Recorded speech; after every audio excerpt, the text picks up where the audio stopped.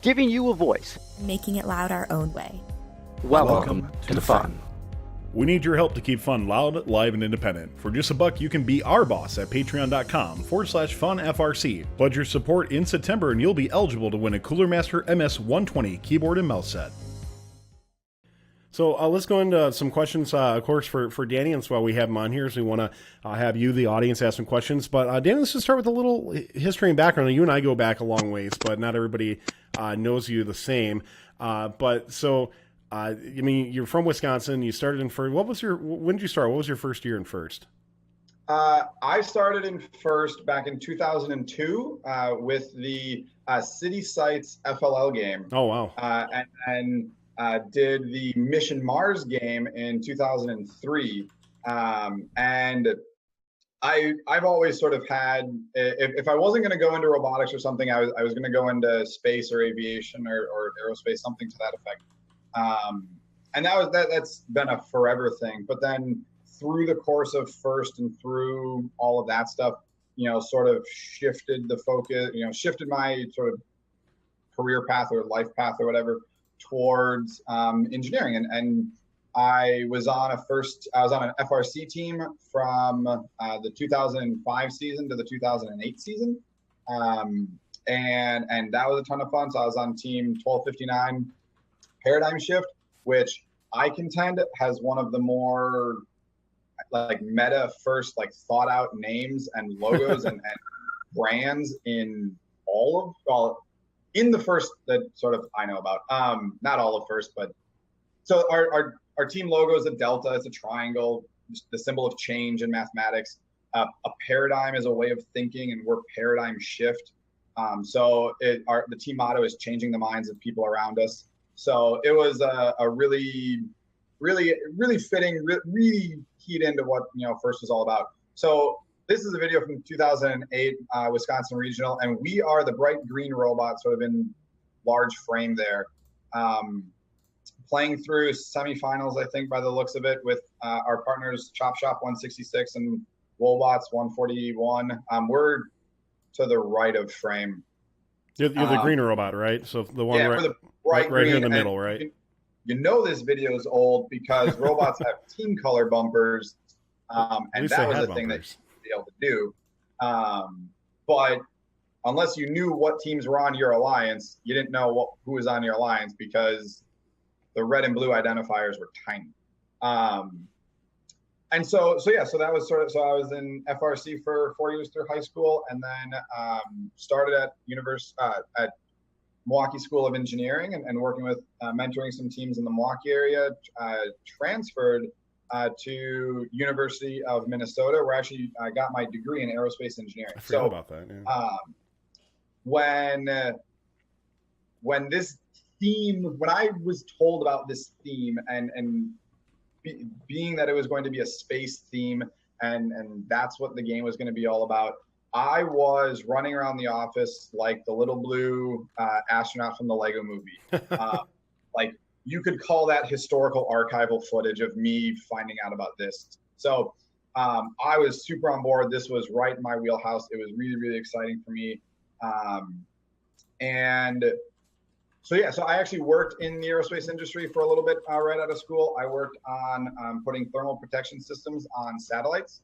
Some of the stuff is flying up in space now, so that was really cool. And then I got an opportunity to come work for Andy Mark and come work on robot parts for a living. And first, it's always been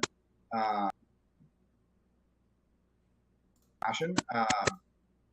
And so now I get to kind of do that as my day job. So I'm a mentor for a team here in the Indianapolis area. And so shout out to Shamrock Robotics, 6956. We were a new rookie team started last year, and we're just having a ton of fun. So that's kind of, I guess, the long version of my backstory. I want to mention one other thing that I'm pretty sure you were involved in. My memory is flaky because it goes back like 8 years. But didn't you help start a college version of FIRST? I was involved with that. Yeah. So that was CARD, right? Yeah, CARD, the Collegiate Aerial Robotics Demonstration. And There's a bunch of alumni organizations all throughout kind of the American university system. And Renee, my wife, she actually started the Alumni Association at University of Minnesota. And a bunch of us kind of got around and we're like, we know that first vision for college, alumni, college students is to go mentor teams. There are a few of us in college who are not ready to be the responsible one in the room, at least not all the time. And so CARD was sort of this hybrid thing of, let's go do sort of something that's a little bit harder than FRC. And we can kind of give the college kids a place to go build robots and go sort of be the one getting their hands dirty, turning wrenches. And then it was also very, very significantly tied into the idea of mentoring other FIRST programs. So kind of have your spot to, play and be hands-on over here and go mentor and go teach over there.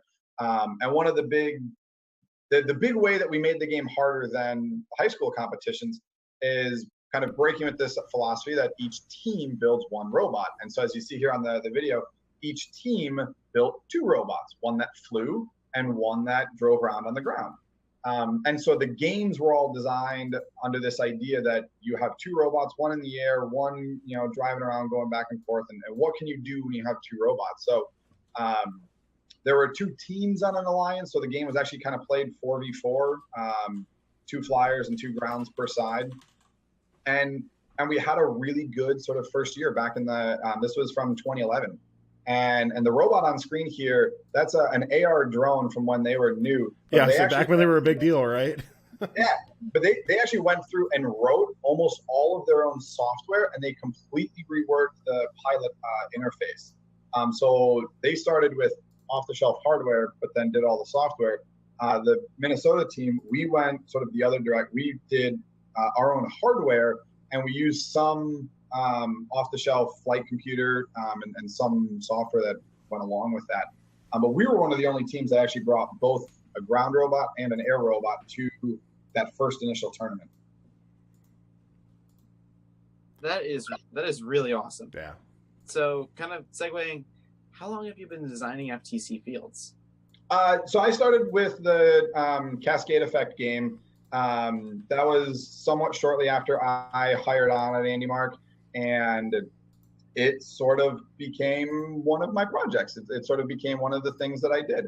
And I've sort of kept, it's kind of consistently been, my project, doing the field engineering, sort of this whole time.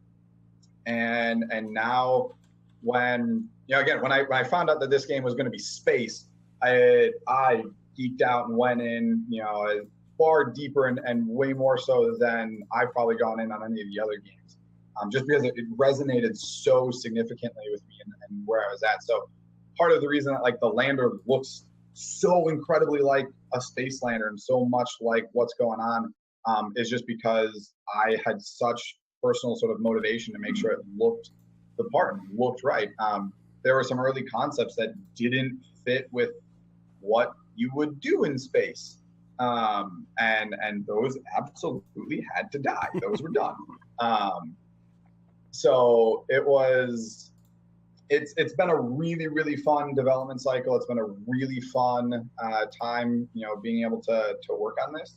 I almost went as far as to spec what sort of orbit and what sort of really play the entire grand story of liftoff to landing. Never got quite that far. Never picked what space rock we were going to. Many puns. But is this your favorite game then, Danny, for the design? I mean, you talked all your history about how much you love space and that sort of thing. So, I mean, out of all the ones you've done, has this been the most enjoyable for you so far? Oh, yeah. Oh, absolutely. This one has just been a blast. It's been one of the longest developments that we had. And there were definitely some hiccups along the way. December got a little interesting. But there have been other games that we sort of finished a little bit earlier, like Velocity Vortex. We were done a little bit earlier. We had a robot playing that game a month before kickoff, just around the field in the office, just kind of goofing around. Nick, one of our other engineers, he was able to throttle the shooter by ear and was good at it, which was creepy. Now he's Canadian, isn't he? He is, yeah. Yeah. All right. Things are weird. But this game took us a little bit longer. We went a little bit later in development, but it was something that it had to be right. Very cool. So a couple other things we want to ask you on here. Actually, Ethan, can you ask this one about Rescue? I'm not too familiar with this. Yeah, for sure. So I hadn't heard this one before either, but apparently there was a rumor in Rescue that originally teams were supposed to zip line down the mountain, kind of sort of like we do this year, but that was too hard to design and implement. Can you talk about that? So, like any design process, like any sort of thing that starts as an inherently creative endeavor, there are a lot of ideas that get thrown around, in the very early stages. And yes, one of the ideas was that robots were going to zip line down themselves or a slide or do something in that. And one of the sort of really early on goals that they had for the game is they really kind of wanted to have sort of the flow of the game, sort of the story arc of the game really involve robots going up and down the mountains. And so at one point that involved having like sort of an upside and a downside. So like having a slide with rungs and ladders and stairs, and a side that was slick, like a slide or a zip line or something. And it wasn't that it was like too hard to engineer. It was definitely something that we looked at and go, that's going to be a challenge. But it ended up getting scrapped for kind of the complexities of gameplay and the safety, and it got kind of set aside for a lot of different reasons. But that was a facet that was in there at one point. These look familiar, by the way. Those are exactly the same. Yeah. As a rookie in Rescue, thinking about how I would react to that, I would have. Rescue as a rookie overwhelmed me. I'm gonna be honest. I was like, That's fair. Yep. Crazier. That's very fair. So, one more question that we had from before the show. Nate from 12897 asks, why do you guys continue to produce products with the Tetrix hole pattern and not really produce a way for them to adapt to other hole patterns like Robotics? That's a good question. So on all of the AndyMark sort of robot product line, we have stayed with the Tetrix hole pattern, partly because that hole pattern has sort of evolved into the one of the single most common things in FTC sort of writ large. So now with Tetrix, with AndyMark and Rev, we all shared at some level of design a base 8 or a base 16 millimeter hole pattern. And so across those three companies, you have the most interchangeability and you have the most crossover. So I can use parts from Rev, I can use parts from AndyMark, I can use parts from Tetrix. All of those things can interplay really well together back and forth. We do have our conversion plate, AM 2000 something or another, and it does have both the 16 millimeter AndyMark Tetrix pattern, but it also has the slightly larger 0.7 Robotics pattern. And that plate was one of the very first FTC products that we ever launched. So this one here, Danny? Yeah, that one. All right. That was one of the very first things that we did because we had so many parts on the FRC side that had that 6-hole pattern that now we wanted to just give teams a really quick crossover. We knew in that first year or so, we couldn't go through and make an entire fleet of new parts specifically for FTC and the demands of those robots, but we were able to, be able to give this conversion and be able to go back and forth. And so that part does have both patterns. There's some dimensional weirdness that prevents us from putting a larger pattern in a lot of our like stealth wheels and a lot of things because some early design decisions that were made. And at this point, it's sort of become the Andy Mark pattern as well as the Tetrix pattern and the Rev pattern. So it's sort of our pattern. I can speak a little bit more broadly. One of the things that we were really a decision that we made really early on in our FTC product line was that we were going to kind of have slow, methodical rollouts of new parts and new things year in and year out until we got to a full and sort of complete product line system.